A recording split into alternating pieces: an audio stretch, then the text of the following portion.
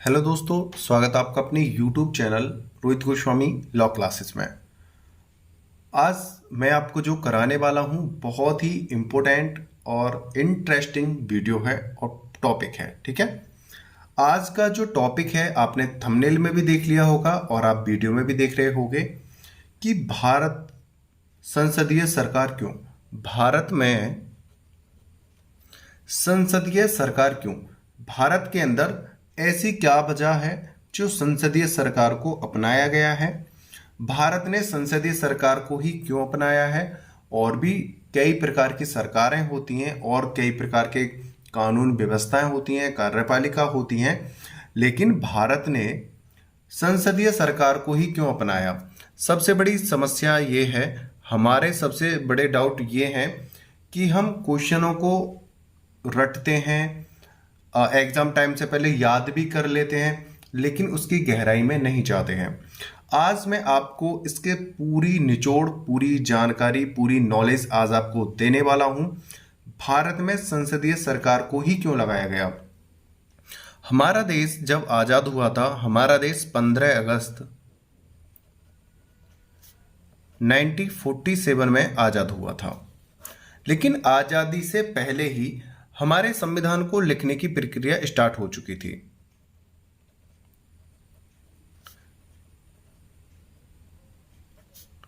लिखने की जो प्रक्रिया है पहले ही स्टार्ट हो गई थी। ये बहुत ही इंपॉर्टेंट बात है, सुन लेना। हमारा देश 15 अगस्त 1947 को आजाद हुआ था, लेकिन आजाद होने से पहले ही हमारे देश का जो संविधान है लिखना स्टार्ट हो गया था। तो हमारे देश का जो संविधान लिखा जा रहा था वो 9 दिसंबर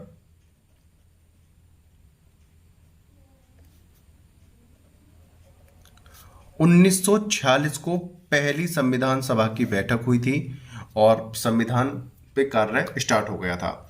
अब सबसे बड़ी समस्या यह थी हमारे भारतीय संविधान निर्मात्री सभा के सामने कि हम किस प्रकार की सरकार को हम अपनाएं। उस समय विभिन्न विभिन्न प्रकार की सरकार थी और पूरे विश्व में उन सरकारों का डंका था, लेकिन हमारे देश ने यह सोचा कि भाई इस संसदीय सरकार को लेने से पहले हमें और सरकारों का भी थोड़ा सा निरीक्षण और परीक्षण और उन पर रिसर्च करी जाए। तो उन्होंने सभी पे रिसर्च की, सभी को पढ़ा, सभी को देखा, लेकिन उसके बावजूद हमारे जो भारत है, देश है, उसने संसदीय सरकार को अपनाया।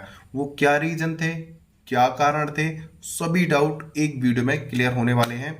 वीडियो को अंत तक जरूर देखना। अगर आप वीडियो को काट कर देखते हो, मिस करते हो कोई टॉपिक पॉइंट, तो आप जो है बहुत ज़्यादा समस्या में आने वाले हो। लेकिन एक बात और मैं बता दूं, हमें अगर संविधान को अच्छे से पढ़ना है, अगर हमें एपीओ पीसीएस अच्छे से क्रैक करना है, हमें अदरवाइज और कोई कंपटीशन एग्जाम क्रैक करना है, तो हमें इन वीडियो को अच्छे से देखना होगा।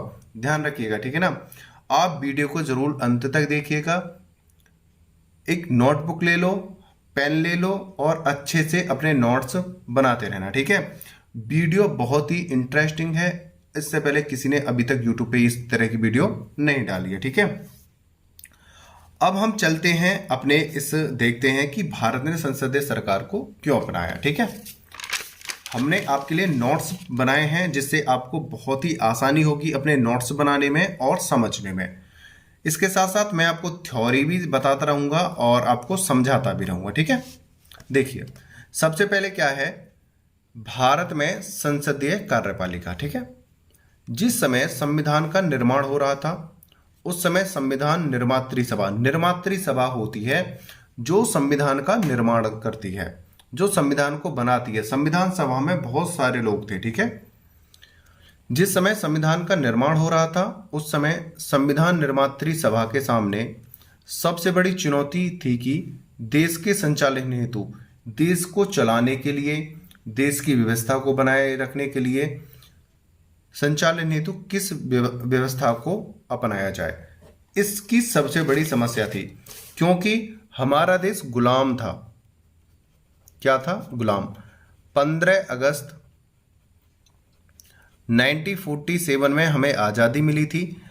हमारा देश यह चाहता था कि अभी हमने गुलामी की जंजीरों से आज़ादी ली है, हम आगे जाके किसी और समस्या में ना पड़ जाएं, हमारे देश की व्यवस्था ऐसी हो जो सुचारू रूप से चले और उसमें कोई भेदभाव ना हो। जिस प्रकार अभी हम गुलामी से आज़ाद हुए हैं, हमारा देश फिर किसी समस्या का सामना ना करे और एक अच्छी सही व्यवस्था चलती रहे। और दूसरी समस्या यह थी कि जब हम आज़ाद हुए थे उस समय हमारे देश की आर्थिक स्थिति कुछ ज़्यादा अच्छी नहीं थी, बहुत ज़्यादा कमज़ोर हालत थी और उस समय हमारे देश की रीढ़ की हड्डी जो है टूटी हुई थी। तो उस समय बहुत ही जल्दी और एक सुदृढ़ और संगठित तरीके से एक अच्छा निर्णय लेना था, ठीक है। उसी समय हमारे देश का बंटवारा भी हुआ था और उसी समय हमारा देश का बंटवारा हुआ। उसी समय हमारा देश इस समस्या से जूझ रहा था कि हम किस प्रकार की कानून व्यवस्था अपने देश में लगाएं, किस प्रकार की कार्यपालिका अपने देश में लगाएं। तो उस समय उन्होंने सुझाव लिए, किताबें पढ़ी, अदर देशों से सुझाव लिए और उसके बाद निर्णय पर आए। तो उसको समझने से पहले एक चीज़ें और देखते हैं। संविधान निर्मात्री सभा के पास 3 विकल्प थे। जब हमारे देश ने अच्छे से सभी देशों से जान पहचान कर ली, अच्छे से बूझी पड़ताल करी और जाना पहचाना पढ़ा, उसके बाद हमारा जो देश था संविधान बनाने के लिए संविधान निर्मात्री सभा ने 3 विकल्प थे उसके सामने। उन 3 विकल्पों में से कौन कौन से विकल्प थे वो देखते हैं।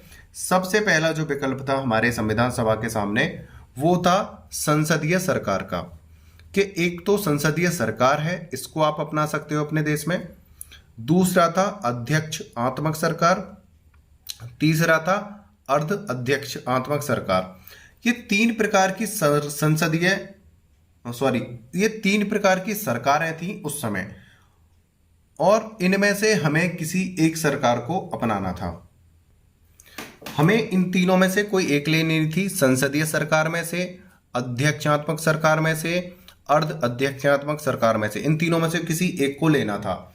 अब इनको लेने से पहले हमारी सरकार ने इन पर स्टडी करी, रिसर्च की, अन्य देशों से इसके बारे में जानकारियां ली, उसके बाद ही तो हम किसी चीज को लेंगे, क्योंकि हम पहले ही समस्या में घिरे हुए थे। बड़ी मुश्किल से हमारा देश आजाद हुआ था, बहुत लोगों ने अपना बलिदान दिया, शहीद हुए, उसके बाद हमने आज़ादी ली। हमारा देश नहीं चाहता था, हमारे देश के संविधान निर्मात्री सभा नहीं चाहती थी कि हम फिर किसी और समस्या में पड़ें, ठीक है। और ये निर्णय हमें बहुत ही सूझबूझ से लेना था। तो उसके लिए पहले देखते हैं कार्यपालिका के प्रकार। अभी मैंने यहाँ पे बताया था 3 प्रकार होते हैं, संसदीय सरकार, अध्यक्षात्मक सरकार, अर्ध अध्यक्षात्मक सरकार। इन तीनों में से किसी एक को लेना था। तो पहले इन पे हमने अच्छे से स्टडी करी। वो स्टडी में क्या निर्णय निकल के आया था उसे देखते हैं। कार्यपालिका के प्रकार, टाइप्स ऑफ एग्जीक्यूटिव, ठीक है। अध्यक्षात्मक व्यवस्था, प्रेसिडेंटल सिस्टम। इसमें क्या होता है, इस वाली में अध्यक्षात्मक व्यवस्था में क्या होता है, इसमें देश व सरकार का प्रधान राष्ट्रपति होता है। जो देश होता है, कोई जिस भी देश में अध्यक्षात्मक व्यवस्था लागू होती है वहां पे सरकार का जो प्रधान होता है वो राष्ट्रपति होता है। दूसरा क्या है, इसमें राष्ट्रपति पद का बहुत शक्तिशाली होता है। इसमें राष्ट्रपति पद बहुत शक्तिशाली होता है। सबसे पहले तो जो देश का जो प्रधान है राष्ट्रपति होता है और जो राष्ट्रपति होता है बहुत ज्यादा शक्तिशाली होता है। राष्ट्रपति विधायिका के प्रति जवाबदेह नहीं होता है, मतलब राष्ट्रपति जो कार्य कर रहा है वो विधायिका के जवाब देने के लिए, मतलब उससे दब के कार्य नहीं करेगा। राष्ट्रपति जो उसके मन में आएगा वो कार्य कर सकता है। वो ये नहीं है कि विधायिका को जाके जो विधि बनाती है उसे जवाब दे, उसे जवाब देने के लिए किसी के दबाव में नहीं रहता है, ठीक है।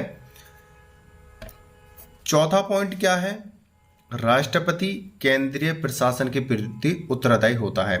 जो राष्ट्रपति होता है इस व्यवस्था में, इस प्रकार की जो सरकार है, केंद्र के प्रति क्या होता है, उत्तरदायी होता है। इस प्रकार की जो सरकारें होती हैं वो अमेरिका में मिलती हैं, अमेरिका में है और वो ब्राजील में है। इस प्रकार की जो व्यवस्था है अध्यक्षात्मक व्यवस्था जो है प्रेसिडेंटल सिस्टम जो है अमेरिका में लागू है और ब्राजील में लागू है। इसमें राष्ट्रपति सबसे मुख्य होता है और सारी शक्ति राष्ट्रपति के हाथ में होती है और ये विधायिका को कोई जवाब नहीं देता है और ये केंद्रीय सरकार के प्रति उत्तरदायी होता है और ये इस प्रकार की सरकारें अमेरिका और ब्राजील में हैं। ठीक है, अब चलते हैं थोड़ा आगे। अब दूसरी थी अध्यक्षात्मक व्यवस्था, उसे देखते हैं। सेमी प्रेसिडेंटल सिस्टम, इसमें क्या था? इसमें राष्ट्रपति व प्रधानमंत्री दोनों व्यवस्था में होते हैं। इसमें राष्ट्रपति भी व्यवस्था में होता है और प्रधानमंत्री भी व्यवस्था में होता है। राष्ट्रपति के पास काफी महत्वपूर्ण शक्तियां होती हैं। इस व्यवस्था में भी अर्ध अध्यक्षात्मक व्यवस्था में भी राष्ट्रपति के पास महत्वपूर्ण शक्तियां होती हैं। नाम मात्र नहीं, मतलब ये नहीं है कि नाम मात्र की शक्ति हो, लेकिन ताकत मतलब शक्ति और ताकत इसको बहुत ज्यादा दी जाती है। परंतु इसे देखते हैं। इसमें क्या होता है? इसमें राष्ट्रपति और प्रधानमंत्री दोनों व्यवस्था में होते हैं। दूसरा पॉइंट है, राष्ट्रपति के पास जो शक्तियां हैं, जो पावर हैं, जो उसके अधिकार हैं, बहुत ज्यादा होते हैं, नाम मात्र के नहीं होते हैं। इस नाम मात्र शब्द को अच्छे से याद रखना, इसका बहुत ज्यादा महत्व है। ठीक है, नाम मात्र की शक्ति नहीं होती है। तीसरा पॉइंट है, राष्ट्रपति व प्रधानमंत्री एक दल या अलग अलग दल के हो सकते हैं, परंतु अलग होने के कारण आपसी मतभेद हो सकते हैं। इस व्यवस्था की सबसे बड़ी समस्या क्या थी कि इसमें जो राष्ट्रपति हैं और जो प्रधानमंत्री हैं एक दल के भी हो सकते हैं और अलग अलग दल के भी हो सकते हैं, परंतु इनमें आपस में मतभेद होने के कारण शत्रुता का भाव और लड़ाई झगड़े की भावना उत्पन्न हो सकती थी। ठीक है, इस प्रकार की जो व्यवस्था है, इस प्रकार की जो कार्यपालिका है, इस प्रकार की जो सरकार है, वो फ्रांस में है, रूस में है, श्रीलंका में है, इनमें लगाई जाती है। लेकिन हमारा जो देश है उसने ना तो राष्ट्रपति व्यवस्था को अपनाया, क्योंकि राष्ट्रपति व्यवस्था को अपनाने के बावजूद इसमें क्या है, वो जवाबदेह नहीं है। यहाँ पर सारी शक्ति राष्ट्रपति को चली जाती और वो किसी से दबता नहीं। दूसरी बात, यहाँ पे हमारा देश अभी गुलामी से आज़ादी हुआ था और बहुत सारी समस्याओं से जूझ रहा था। वो नहीं चाहता था कि हमारे यहाँ पे और कोई समस्या उत्पन्न हो। यहाँ पर क्या थी कि राष्ट्रपति और प्रधानमंत्री में मतभेद भी हो सकता था और ये अलग अलग पार्टी के भी हो सकते थे। एक पार्टी के होने के कारण इन्होंने इस प्रकार की सरकार को भी नहीं अपनाया और इस प्रकार की सरकार फ्रांस, रूस और श्रीलंका में थी। इन्होंने इस पे जाके रिसर्च की थी कि इस प्रकार की जो व्यवस्थाएं होती हैं वो कैसी होती हैं। इन दोनों की व्यवस्थाओं को देखने के बाद हमारे भारत सरकार ने इनको नहीं अपनाया। एक तीसरी व्यवस्था है जिसको हमारे भारतीय सरकार ने अपनाया था, वो है संसदीय व्यवस्था, पार्लियामेंट्री सिस्टम। संसदीय व्यवस्था, इसे अपनाने का रीजन क्या था, कारण क्या था, उन सभी को देखते हैं। देश का प्रधान व राजा, देश का जो प्रधान है और जो राजा है वो राष्ट्रपति। सबसे पहला पॉइंट तो ये था, देश का जो प्रधान होगा, जो राजा होगा, वो राष्ट्रपति होगा, पर शक्ति नाम मात्र की, इसके पास जो शक्ति होगी वो नाम मात्र की होती है। हमारे देश का जो राष्ट्रपति होता है वो देश का प्रधान और राजा तो जरूर होता है, लेकिन उसके पास जो उसकी शक्ति जो होती है, जिस प्रकार इसमें है, शक्तिशाली होता है और यहाँ पे भी बहुत ज्यादा शक्ति होती है, नाम मात्र की नहीं होती है। लेकिन संसदीय सरकार में क्या है, जो राष्ट्रपति होता है इसको शक्ति नाम मात्र की दी जाती है। राजा और प्रधान तो होता है लेकिन शक्ति नाम मात्र की होती है। कार्यपालिका की वास्तविक शक्ति मंत्री परिषद के पास होती है, ऐसे लिख सकते हो।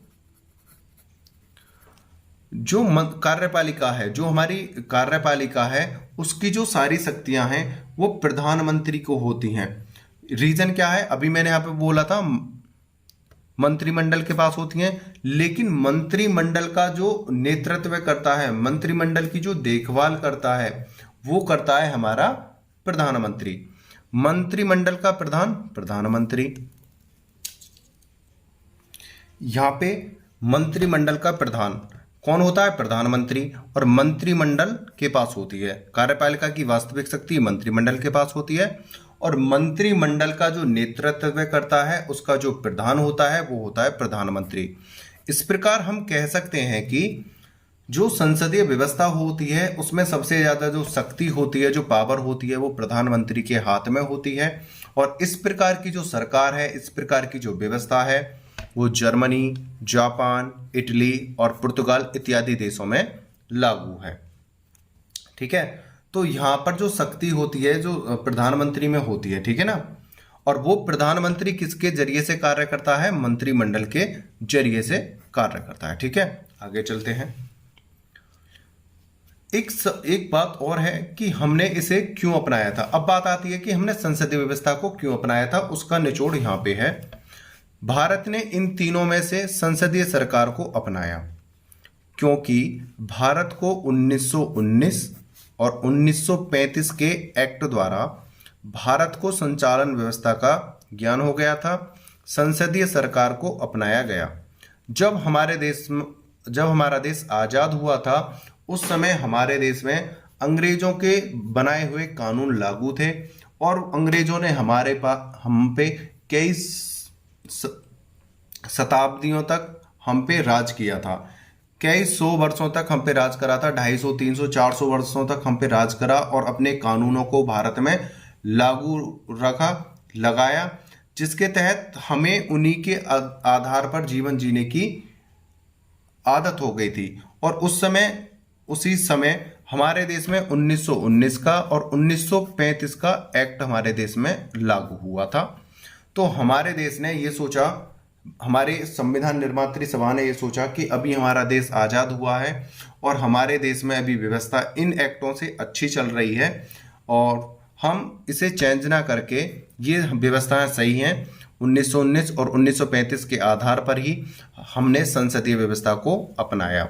ठीक है, यही रीजन था संसदीय व्यवस्था को भारत में अपनाने का कि 1935 और 1919 के एक्ट बहुत अच्छे थे उस समय के आधार पर, उस समय को देखते हुए, और हमारे देश में उसी को चलते हुए संसदीय व्यवस्था को अपनाया।